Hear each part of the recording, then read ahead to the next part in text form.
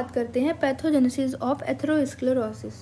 तो इसके लिए जो सबसे ज़्यादा फेवर्ड हाइपोथेसिस है वो कौन सी है? Response to injury hypothesis. इसके अकॉर्डिंग जो हमारी आर्टरी होती हैं, मतलब कोई भी वेसल, उस पर इंजरी हुई अगर कोई भी रीज़न से, आइदर हीमोडायनेमिक और हाइपर कोलेस्ट्रॉलेमिया, ये अभी हम इसका रीज़न पढ़ेंगे। तो इसके कारण क्या होता है? क्रोनिक इन्फ्लेमेशन होता है। ठीक है, इसमें क्या होता है कि कोलेस्ट्रॉल क्रिस्टल और फ्री फैटी एसिड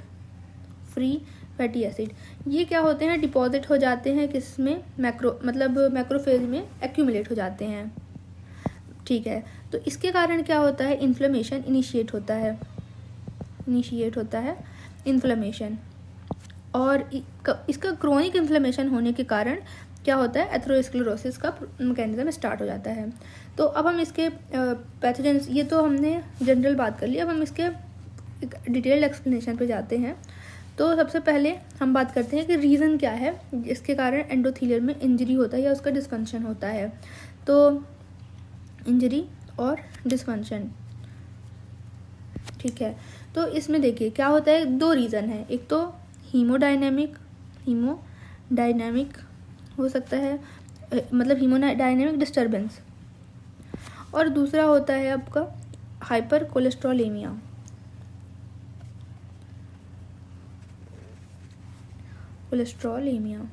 ठीक है, हीमोडायनेमिक डिस्टर्बेंस से क्या है, देखिए क्या होता है, नॉर्मली जब लेमिनार ब्लड फ्लो हो रहा होता है किसी ब्लड वेसल पर, यहाँ लेमिनार ब्लड फ्लो हो रहा है, तो यहाँ पर प्रेजेंट होते हैं क्रुपल लाइक फैक्टर 2। ठीक है, ये क्या करता है, इसके कारण ये टर्न ऑन, ये कुछ फैक्टर होते हैं जिसके कारण एथेरोप्रोटेक्टिव जीन और एक्टिवेट हो जाते हैं, ये एक्टिवेट करते हैं एथेरोप्रोटेक्टिव जीन। ठीक है, और सप्रेस करते हैं या इनहिबिट करते हैं, टर्न ऑफ करते हैं इन्फ्लेमेटरी जीन ट्रांसक्रिप्शन। ठीक है, तो इसने इसको स्टिमुलेट किया और इसको एक तरह से इसको टर्न ऑन किया और इसको टर्न ऑफ कर दिया। तो इसके कारण क्या होता है, हमारी जो ब्लड वेसल होती है उसमें एथेरोस्क्लेरोसिस नहीं हो पाता है, एथेरोप्रोटेक्टिव जीन एक्टिवेटेड है इसलिए। लेकिन जब ये कब हुआ, जब हमारे इसमें फ्लो कैसा हो रहा था, लेमिनार फ्लो हो रहा था। लेकिन जब टर्बुलेंट फ्लो हो रहा होता है ड्यू टू एनी रीज़न, मतलब हीमोडायनेमिक डिस्टर्बेंस के कारण, तो इस कारण से जो हमारा ये क्रिपल लाइक फैक्टर 2 है, ये उस तरह से अपने नॉर्मल मैकेनिज्म में नहीं कर पाता, नॉर्मल काम नहीं कर पाता, और इसके कारण क्या होगा, डिस्टर्ब ब्लड फ्लो होगा, और इसके कारण जो ब्रांचिंग पॉइंट है वेसल्स का, ब्रांचिंग पॉइंट, और दूसरा या फिर posterior wall of abdominal aorta, ठीक है, या फिर जहाँ पर वेसल्स ओरिजिनेट हो रही हैं, तो origin of vessels in site पर क्या होगा, ये हमारा एथ्रोमा या प्लाक डेवलप हो जाएगा, यहाँ पर क्या होगा, प्लाक डेवलप हो जाएगा। तो ये हमने क्या बोला सिंपल सा, कि हीमोडायनेमिक चेंजेस हुए, लेमिनार फ्लो में नॉर्मल मैकेनिज्म ये होता है, लेकिन जब टर्बुलेंट फ्लो हो रहा था तब ब्रांचिंग पॉइंट पर या posterior wall of abdominal aorta पर, या फिर जहाँ ओरिजिन ऑफ वेसल हो रहा है वहाँ पर प्लाक डेवलप हो जाएगा।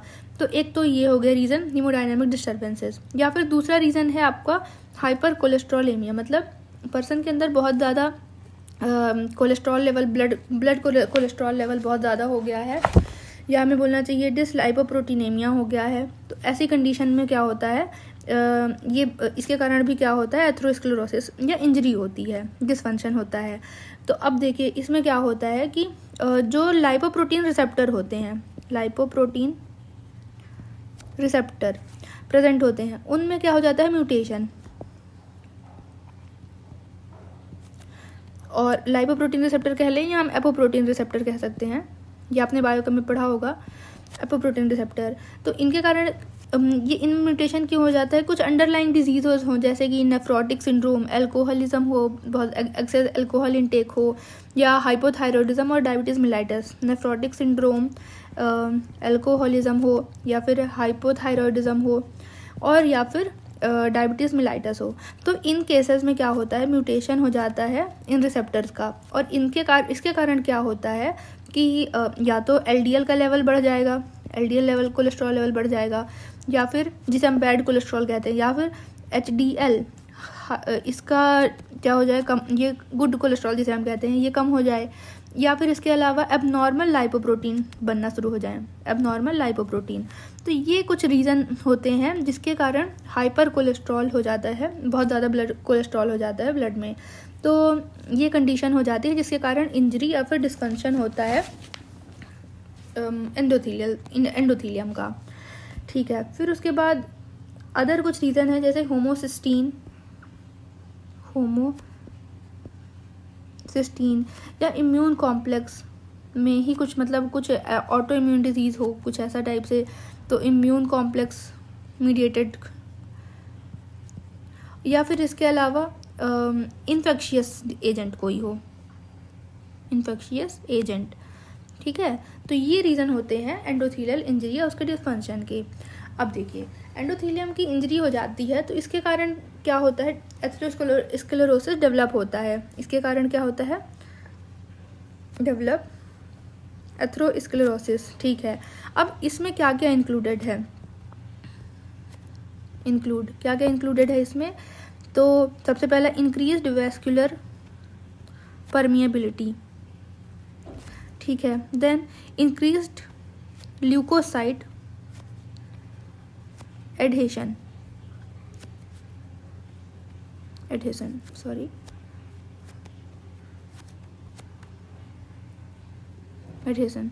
या फिर एंडोथीलियम पर, या फिर और क्या होता है, प्लेटलेट का एडहेशन, इंक्रीज्ड प्लेटलेट एडहेशन, और इसके अलावा इंक्रीज्ड एलडीएल क्या बोलना चाहिए हमें कि एंडोथीलियम का जो इंटीमा, 3 लेयर्स होती हैं, इंटीमा, मीडिया और एक्सटर्ना।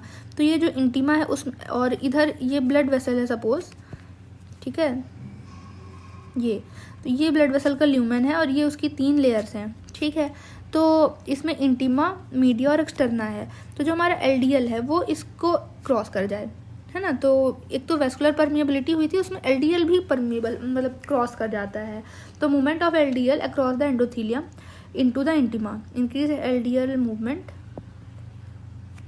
Into intima. ठीक है, तो ये कुछ चीज़ें होती हैं जो कि डेवलप करती हैं एथेरोस्क्लेरोसिस को। अब हम आगे देखते हैं कि क्या होता है डिटेल में। सबसे पहले बात करते हैं मोनोसाइट का एडहेशन होता है एंडोथीलियम में। ये आपकी सपोज एंडोथीलियम है, ठीक है, ये इंटीमा है, ये इंटीमा, मीडिया और एक्सटर्ना। ठीक है, तो ये, और यहाँ आपका ब्लड फ्लो हो रहा है, यहाँ पर एंडोथीलियम की इंजरी हुई, हमने रीज़न बताई दिया आपको, हाइपोडायनेमिक चेंजेस हो सकते हैं, या फिर क्या बताया था, हाइपर कोलेस्ट्रॉलेमिया हो सकता है। तो इसके कारण क्या होगा, यहाँ पर इंजरी हुई तो यहाँ क्या होगा, मोनोसाइट का एडहेशन होगा। मोनोसाइट वही ल्यूकोसाइट में से मोनोसाइट और टी लिम्फोसाइट मेनली, तो यहाँ एडहेशन होगा। ठीक है, ये एक्यूमुलेट होंगे और इनिशिएट करेंगे एथ्रोमा फॉर्मेशन में। ठीक है, अब इसके कारण क्या होगा कि कीमोकाइंस कुछ लोकली प्रोड्यूस होंगे जो कि क्या करेंगे, एंडोथीलियम लेयर को परमिएबल करेंगे ताकि ये मोनोसाइट इंटीमा में एंटर कर सकें। मोनोसाइट, तो इसके कारण क्या होगा, मोनोसाइट माइग्रेट करेंगे इंटीमा में, और वहाँ मोनोसाइट को ही हम टिश्यू में क्या बोलते हैं, मैक्रोफेजेस। तो यहाँ क्या थे, वो मोनोसाइट थे, मोनोसाइट। ठीक है, और लोकल कीमोकाइंस रिलीज होने के कारण एंडोथीलियल परमिएबिलिटी हुई और इसके कारण मोनोसाइट एंटर कर गए इंटीमा में, और वो क्या बन गए, मैक्रोफेजेस बन गए। तो पहला पॉइंट हो गया। दूसरा क्या होता है, लिपिड एक्यूमुलेट होती है। तो ऐसा कैसे होता है कि देखिए,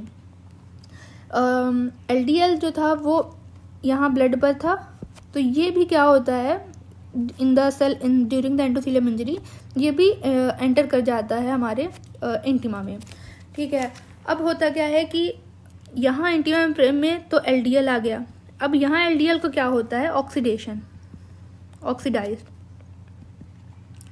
ठीक है, एलडीएल ऑक्सीडाइज्ड हुआ, क्यों, by action of oxygen free radical. जो मैक्रोफेजेस यहाँ थे इन्होंने क्या रिलीज किया, ऑक्सीजन फ्री रेडिकल।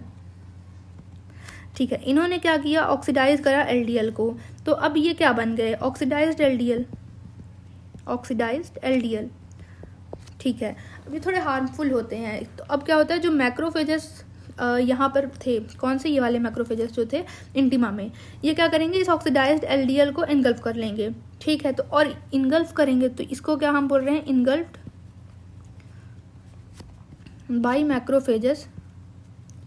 और अब हम ये जो macrophages laden LDL, oxidised LDL है, उसे हम बोल रहे हैं क्या, फोम सेल, फोम सेल। तो एक तरह से हमने क्या क्या बोला कि मोनोसाइट एंटर करे इंटिमा में, LDL एंटर किए, LDL ऑक्सीडाइज हो गया bye oxygen free radical released by macrophages, और ये एनगल्फ हुए, इनगल्फ कर लिया मैक्रोफेजेस ने इस ऑक्सीडाइज्ड LDL को, और वो क्या फॉर्म कर लिए, फोम सेल। अब इनमें से कुछ फोम सेल जो हैं वो क्या हो जाएंगी, उनका कुछ का एपोप्टोसिस हो जाएगा, apoptosis, few foam cell get apoptosis, और इसके कारण क्या होगा, ये रिलीज करेंगे लिपिड, ठीक है। और ये लिपिड जो रिलीज्ड लिपिड है वो क्या बना लेगा, लिपिड रिच सेंटर, जिसे हम अक्सर क्या बोलते हैं, नेक्रोटिक कोर। ये क्या बना लेगा, नेक्रोटिक कोर इन एथ्रोमेटस प्लाक, एथ्रोमेटस प्लाक, ठीक है। तो हमने क्या बोला कि फोम सेल जो है उनमें से कुछ का एपोप्टोसिस होगा, वो रिलीज करेंगे लिपिड को, और ये लिपिड जो है वो लिपिड रिच सेंटर फॉर्म करेगा, और उसे ही हम बोलते हैं necrotic core. Lipid rich centre को ही हम क्या बोलते हैं, नेक्रोटिक कोर, ठीक है। और ये किसमें, एथ्रोमेटस प्लाक में। तो ये इसके अलावा ऑक्सीडाइज्ड LDL ये कैसा होता है, साइटोटॉक्सिक होता है एंडोथेलियल सेल के लिए भी और स्मूथ मसल के लिए भी। तो सही बात है, हमें पता भी है कि ऑक्सीडाइज्ड LDL है, हार्मफुल होगा ही। अच्छा, ये और क्या करता है, एक्टिवेट करता है मैक्रोफेजेस को, ठीक है। ये क्या रिलीज करते हैं, साइटोकाइंस। एग्जाम्पल के लिए हम देख लेते हैं TNF, ट्यूमर नेक्रोसिस फैक्टर। ये रिलीज कर, ये क्या, अब साइटोकाइंस ये जो रिलीज हुआ ये क्या कर देगा, ये इंक्रीज कर देगा ल्यूकोसाइट के एडहेशन को, ल्यूकोसाइट एडहेशन। याद है एडहेशन हमने भी कहाँ पे बताया था, ये शुरुआत में यहाँ पर, कि यहाँ पर ल्यूकोसाइट एडहेयर हो रहे थे, फिर उनमें से मोनोसाइट अंदर एंटर कर गया था।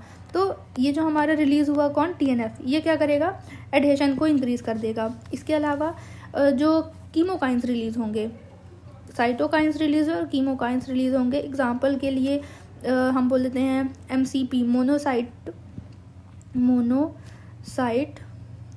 कीमोटैक्टिक प्रोटीन 1, ठीक है। तो ये जिसे हम शॉर्ट में बोल सकते हैं MCP1। तो ये रिलीज, कीमोकाइन रिलीज हुआ, इसने क्या किया, ये इंक्रीज करेगा एक्यूमुलेशन ऑफ मोनोसाइट्स, ठीक है। और क्या रिलीज होंगे, रिएक्टिव ऑक्सीडेशन स्पीसीज, वही मैक्रोफेज रिलीज कर रहे थे, तो वो क्या कर, और मतलब एक तरह से एक साइकिल की तरह बन गया। तो जो मैक्रोफेजेस हैं वो रिलीज कर रहे हैं रिएक्टिव ऑक्सीजन स्पीसीज, और इसके कारण एग्रीगेशन हो रहा है ऑक्सीडाइज्ड LDL का।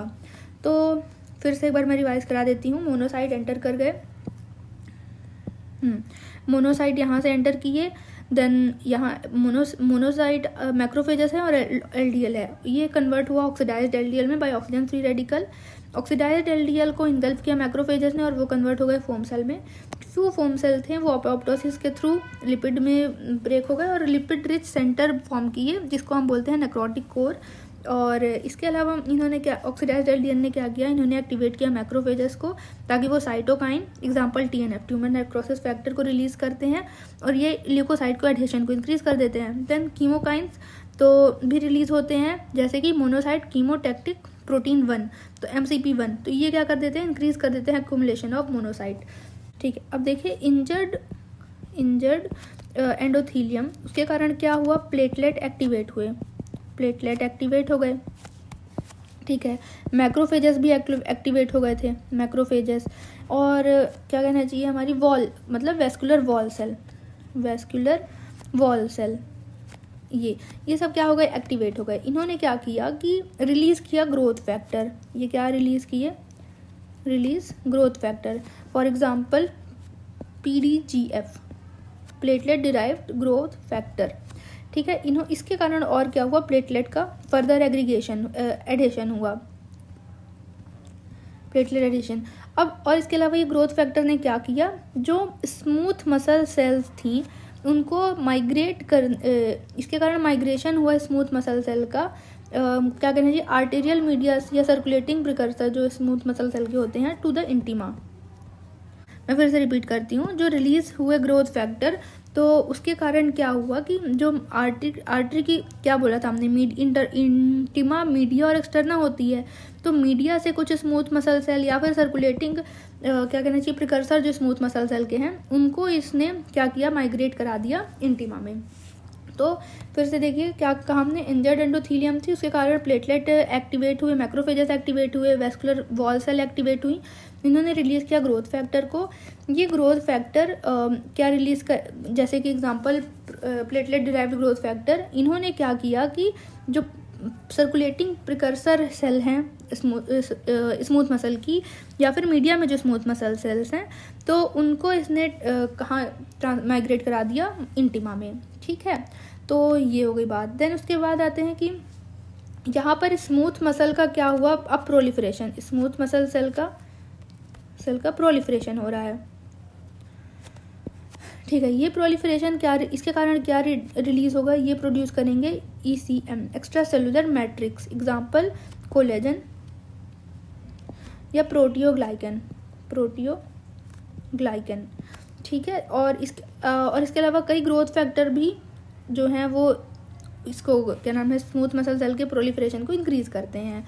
वो अदर फैक्टर मैं और बता देती हूँ आपको। एक तो PDGF हमने देख ही लिया, दूसरा है फाइब्रोब्लास्ट ग्रोथ फैक्टर, और इसके अलावा ट्रांसफॉर्मिंग ग्रोथ फैक्टर अल्फा। तो इस कारण से क्या होता है कि प्रोलिफरेट होती हैं और ये एक्स्ट्रा सेलुलर मैट्रिक्स बनाते हैं, जिसके कारण एग्जाम्पल के लिए कोलेजन और प्रोटियोग्लाइकन। और एक और काम होता है, स्मूथ मसल क्या करती है, इनगल्फ करती है, ऑक्सीडाइज्ड LDL। ठीक है, और इसके कारण फोम सेल, स्मूथ सेल भी बना सकती हैं। ठीक है, तो ये हो गए टोटल पैथोजेनेसिस।